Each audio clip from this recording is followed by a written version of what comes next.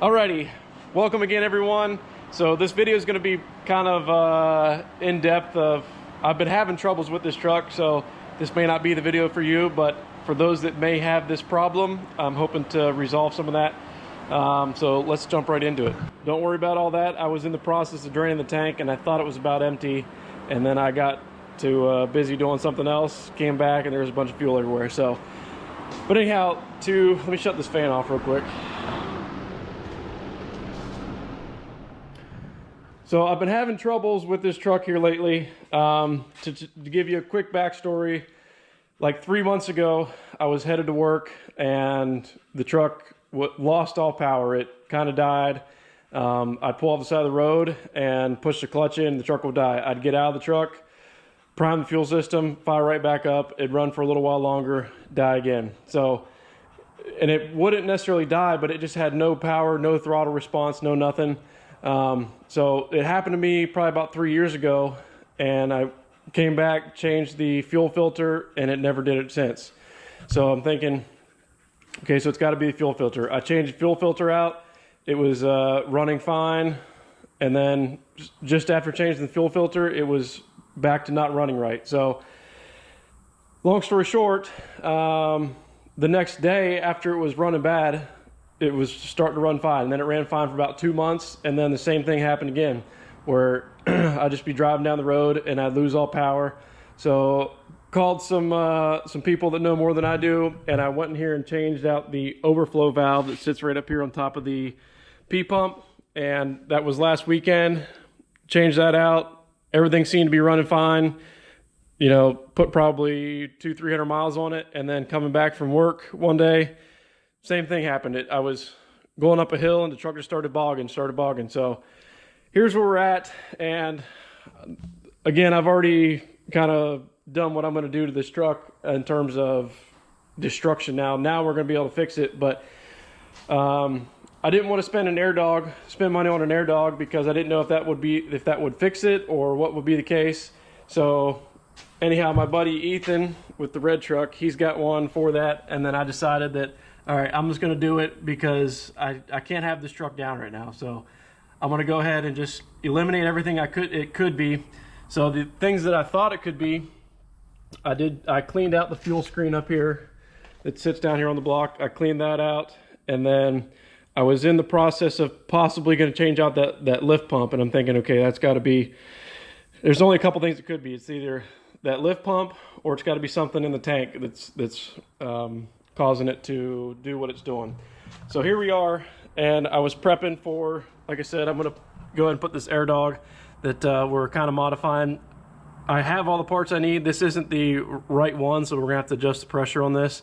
But yeah, I've been wanting to do this to this truck, and then I have to I have to put it on the outside of the frame rail because there is literally no room inside once this tank is in. So where it's at is it has to go there on this truck without doing a bunch of modifications. But anyway, that's, like I said, that's what all the fuel's for, is because I'm going to be putting a sump in it for this. And then that brings me to the pickup. So if you remember from a couple years ago when I was putting this truck together, some of you may remember that far back, but this is a sending unit out of like a 9802 for a 24 valve, and it has an electronic pump in the bottom of the sending unit there, and that way I could still supply, like, basically built-in redundancy where I could supply the lift pump if it, you know, whatever reason, I just wanted that. And then also got the fuel level to work somewhat in it. But here's the problem. I don't know, this almost seems like algae or something built up on here. Honestly, I'm not really sure what's going on. But if I look down in here, I'm gonna take this apart, but the little screen on this pump has just got all kinds of junk in it. So pretty sure this is the problem we've been having that didn't really know. So anyway, I'm gonna deconstruct this to where I'm only gonna use probably one, we don't need any part of this other than this level sensor anymore. So I'm going to basically modify this to where there's not a lot left to it, take out the pump.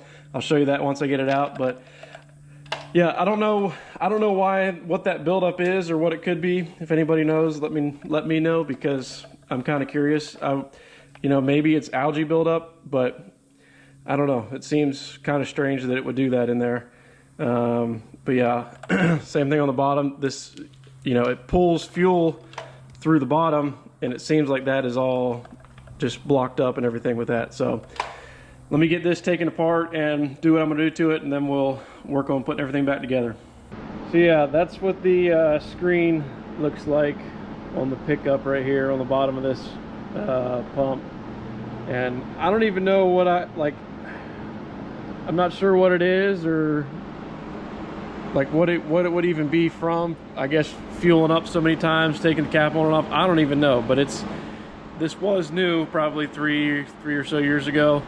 And so yeah, that's definitely not ideal. So what I did to this was, obviously we're getting rid of this. I just used the little carbide tool to cut that out of there real quick, and then I just cut a little window in the bottom so fuel doesn't sit in here. And yeah, that's pretty much it. And then one of these will get blocked off, and one will be the return from the injection pump and the injectors themselves. So I gotta go get some parts now, so that way I gotta get some hose to run all the way from here to the front, and then we should be able to put everything back together, and hopefully that solves our problems. All right, it's been a minute since we left this project, and I'm happy to report that everything's working well with the Airdog and haven't had any problems with the fuel system since. So to wrap this video up, again, this isn't a very common video, but I haven't seen many installs on the Airdog in a second gen per se, a 12 valve that is. So this might provide a little information, and I'll show you how I did some of the things. But again, we're gonna wrap this video up here, short and sweet. I think that it should be anyway, and go ahead and show you the Airdog now. Like I had mentioned, there was no room on the inside. There's no room here to get it between the tank and the transfer case on the single cab. So that's why it went outside the frame here. Got a sump, pretty sure Amazon sump, nothing special, but one feed, one return. So the pump returns to the bottom here, and then also the injection pump returns to the top of the tank. I got a quick connect that fits one of the orifices, plug the other, and that's how that returns from the tank. I ran all new fuel line from front to back for that return, but again, nothing special under here. And then up here, I hope you can see this, but the injector return, I have it teed into a T down here, so it returns. There's a return that comes from the P pump, and then I got it teed off there. I drilled and tapped what I actually did was cut off a quarter inch male airline fitting, and then drilled and tapped for the thread size of that there injector return. So it keeps the little spring, the little one-way, one-way valve in that little detent spring, and then a single line returns all the way back to the tank, but it tees in right there. Hope you can see that well enough.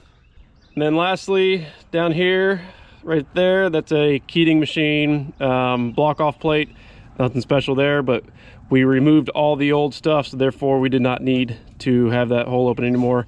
So it's just a simple block off plate. You can make your own. I happen to have a couple laying around, so that's what I use there. Also, I'll add, wiring on this is very straightforward. You need a positive negative connection, and then you need a key power to operate this relay down here. So I had key power here. I don't know if these fuses were here from the factory. I don't think they would be, but anyhow, I need to find key power, whether you go into the cab on a second gen. Key power is going to be this black with an orange tracer. You can find it several places here where it goes in the fuse panel. But yeah, that's a key power, easy key power to get to. Also, in my opinion, there's really no right or wrong area to put the sump, but obviously try to shoot for the lowest part of the tank. Like the sending unit sits back here, but I put it over here because the way the tank naturally bellies down right here, that way you can have access to all the fuel in the tank if need be. So to wrap this video all up, if you are having fueling issues, it could potentially be in the tank. But again, some of this was self-inflicted because I put that, I believe it's would be out of like a VP44 truck. I put that sending unit in the tank, and then I plumbed in the electric pump to where it would kind of create redundancy to the lift pump, and for whatever reason. But in doing so, I don't even know what half the stuff was. It could have been algae buildup, could have been dirt over time. I don't really know, but it's not like I was intentionally throwing all that junk in the tank, so who knows.